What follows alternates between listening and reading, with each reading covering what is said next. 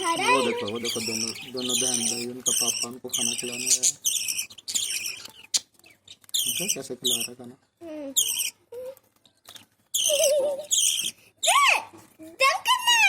ना ना करो हिरा, वो उसको तंग कर रही है। तंग नहीं कर रही। क्या कर रही है? हाँ तंग कर रही है, वो दूसरी है ना जिसके अंडे नहीं हुए। कैसे खाना खा रहा है। हाँ, उसका पापा फिर डांस करेगा ना।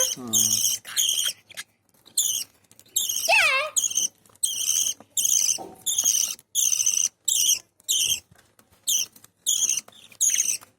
उसके पापा क्यों नहीं मारते उसको फिर? थप्पड़ क्यों नहीं मारते? क्यों मारे? वो उसको डांटते हैं ना, क्योंकि तंग करेगा तो फिर डांटेंगे। तंग कर रही है।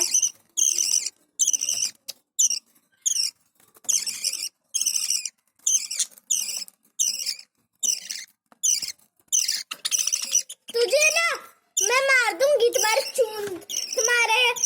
पिंक को बिल्कुल लूंगी, फिर तुम नहीं जा पाओगी उनके सामने।